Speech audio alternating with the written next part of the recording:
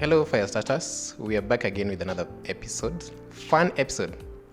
Today we have Kimani from Kimani Capital, and today's format will be slightly different. So Kim will have a chance to ask me a question, and I'll ask him a question as well. So we'll have like 5 questions for each other, and then let's see how it goes. First of all, maybe Kim, you can introduce yourself. Who is Kim, and who is Kimani Capital? All right, so Kimani Capital is a certified digital asset manager. And on top of that, I love educating people about Web3. So it's basically, if you're a newbie getting into this space, check out my channel, Kimani Capital, on all platforms, and you're gonna get started right away. Hold on. Certified digital Asset manager. Yes. Oh, so you can be certified to be a digital assets manager? Yeah, for sure. I mean, if you've gone through a course that shows you exactly how to look for digital assets that you can manage, then that qualifies me to become a certified digital asset manager. Which means now you can manage digital assets on behalf of people and maybe institutions? Yes, so right now, currently, because we don't have the license to manage for people, we are doing it in-house. So basically, it's just researching, going deep dive into crypto tokens that we feel have a potential to become, 10x, 100x in the next 5-10 years. So that's what we look into, and then we invest in them, and then now managing them. Then on top of that, we also do the short-term trading, which is the day-to-day trading. Awesome. Now, since you're the guest, I'll give you a chance to ask me a question first. All right. So, first of all, I want you to introduce yourself because I pretty much know you. Right now, I've gotten to know that you're a jack. So, I want to know exactly. I also know you as an innovator. I want to know, introduce yourself formally as the host today. Yeah. So, my name is Edward Karani. I work with a team called Gochapa, and we are developing a digital assets wallet for the Kenyan market.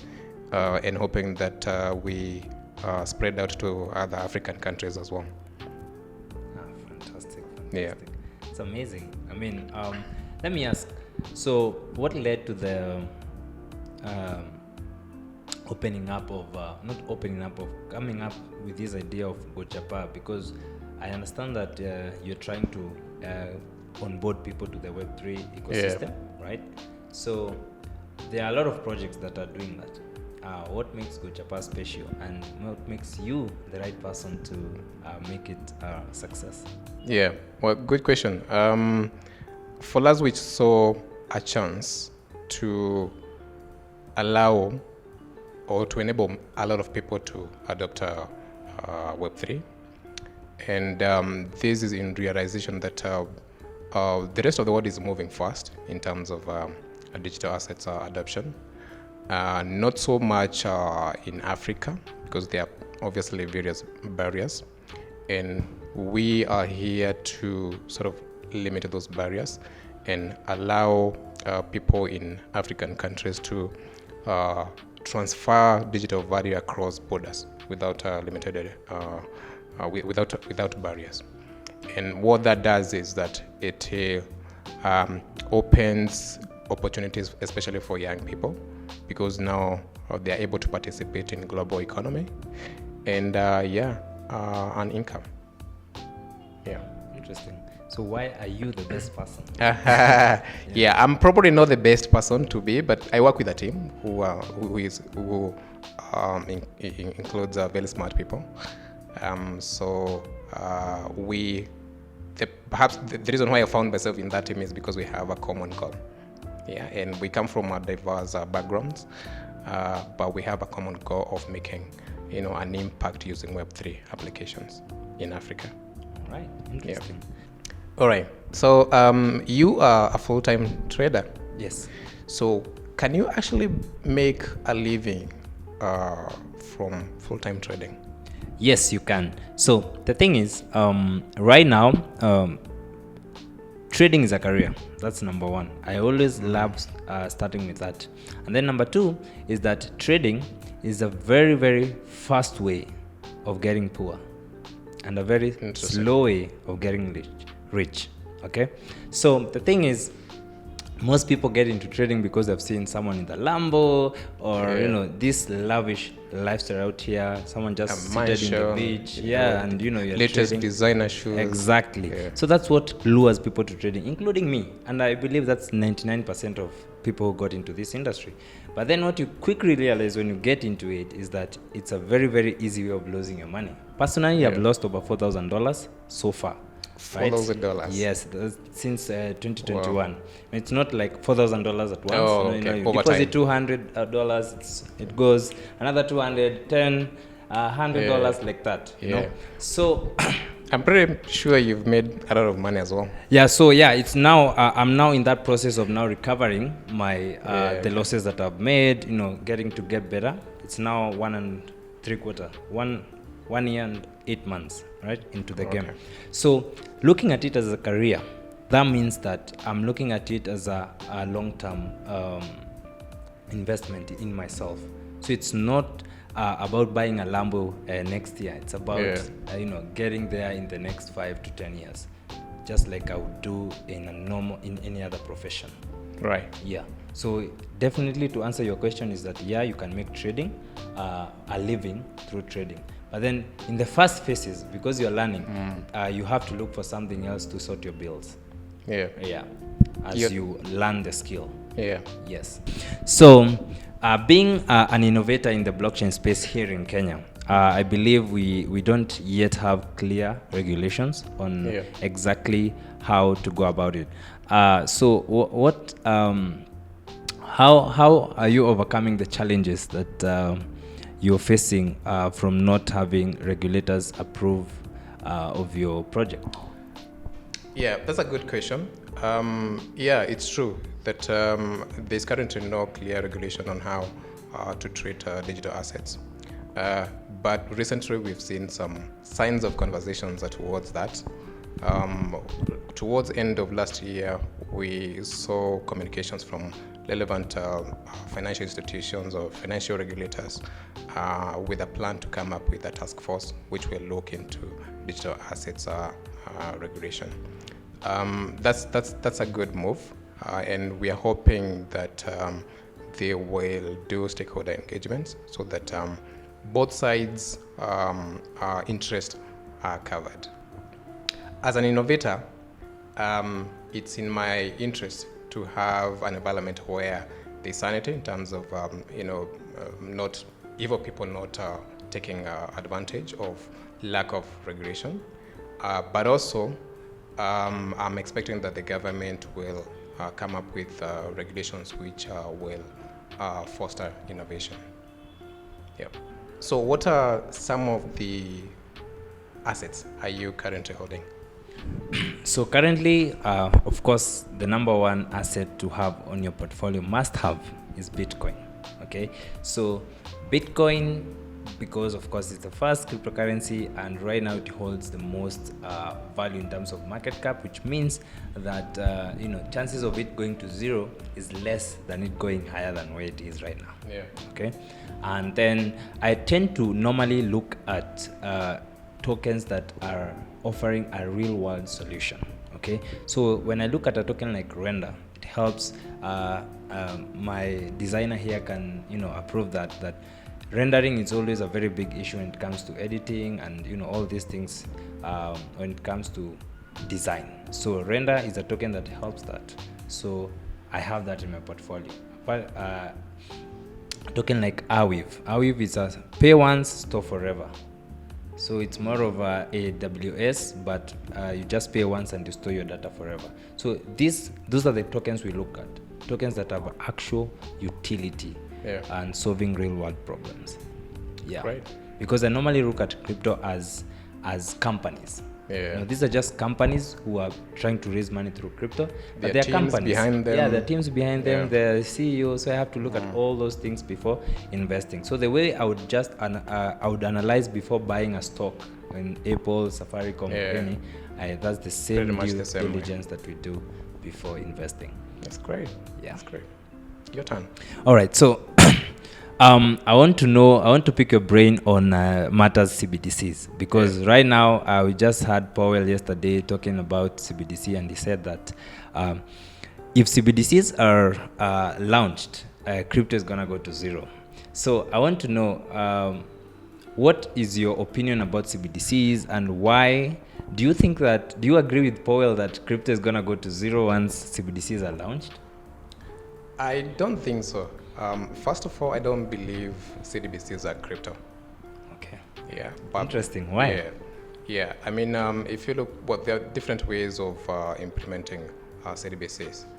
But if you look at, for instance, the principle of Bitcoin is decentralization. There's no single central authority. So as soon as you introduce one single person issuing and controlling these assets, then I don't think it's no longer truly blockchain-based crypto. It's no longer centralized, and therefore I have reservations that CBDCs will affect use of crypto, because one is centralized and the other is decentralized, and the whole idea behind crypto and people adopting crypto is because of its decentralization nature. Yeah, so I don't think it'll have as much, CBDCs will have as much impact to crypto adoption as Powell says. All right, there's some people who think crypto trading is a scam. Is it? Yeah, I mean, it can be a scam, maybe not. Yeah. And how do you know if crypto is a scam or not? So one, I love telling people, when you see someone who's showing a lavish lifestyle, who's showing you the things that you desire as the results of your trading, that's 99% it's a scam. Because most of these guys just make money off of selling courses and just luring people, because they're showing you the lifestyle. So once you see that, you're like, oh, I want something like this, and they just show you how easy it is. They make things look easy. That is definitely a scam, and most people fall for that. Yeah, they get quick. Exactly, get rich quick. Yes, exactly. Yeah. And I was actually a victim. I've gone through all that. I've lost over, $500 from all those schemes, trying to make 3% a day, the scheme goes on, and then 2 months later, boom, it crashes, and investors lose their money. So calling trading a scam, I might say yes in that regard, right? But then if you are looking at doing actual trading, look for people who are insisting on the due process of trading, right? Treating trading as a career, not as a get-rich-quick scheme, as you said. So in that sense, then if you're treating trading as a career, then it's no longer a scam, but it's a career. All right, so I have your last question, all right, for today. How would you say the Kenyan market is picking up in this blockchain adoption, and how positive are they? How are they receiving it? Yeah, quite positively actually, and we tend to see blockchain in the lenses of crypto, but that's not really the case. Crypto is just a subset of it. I'm seeing a lot of young people doing other careers in blockchain, like blockchain development, software development in blockchain. They are community managers, they are traders, they are NFT artists. It's a whole big platform. And in Kenya, I'm seeing a lot of adoption now on all these spheres. Yeah, so it's quite positive, and I'm very excited for the future. Which means it's good timing for you guys. For everyone, actually. Yeah. Fantastic. All right. So, what would you advise someone who is getting into trading? All right. Good question. So, I have 3 things. All right. So, one, have a long-term goal. Look at trading as a career and not as a get-rich-quick scheme. As I said before, trading is the sure way of getting broke. It's sure. You're going to get broke because everyone goes through that process of losing money first. before you get to making money. Because I mean, you're competing against the best of the best hedge fund managers managing billions. You're competing with those guys. So there's no way you're coming in and then you're starting to get money from them. They're gonna take your money. All right. Then number 2, get a mentor. All right. I myself started from YouTube, and that's normally the trajectory of most traders. You know, you don't want to pay for someone for a course to someone. You want to just get the free stuff. But then at the end of the day, you end up going the long route instead of getting a mentor and taking a straight shortcut, and you get it's not gonna be easier, but it's gonna be it's gonna take you a shorter learning curve. Then the last thing, get your strategy right. Have a strategy, right? Because even if you have everything else in check and you don't have a working strategy, you'll never go. Just briefly, maybe how does that strategy look like? All right. So strategy basically, because technicals in trading is very easy, right? So basically, when we're talking about strategy, have something that's mechanical. Mechanical, I mean, if the market does this, do this. Okay. If it does this, don't do this. So be able to read indicators? Yes. So for instance, I said, if Powell has spoken and he has spoken a very negative speech, he said he's going to increase interest rates by 50 basis points, right? So then you know that's going to be bad for the market. Okay. Sell, right? So just have mechanicals that, if it does that, if price doesn't do this, don't trade. If it does this, do take your trade. If your trading is mechanical, then if your strategy is mechanical, then you have more chances of succeeding than just using emotions to get into the market. Fantastic. Yes. Thanks, Kimani. Thanks, guys. And that's it for our today's episode. Look forward to the next one. Yeah. Thank you so much for having me.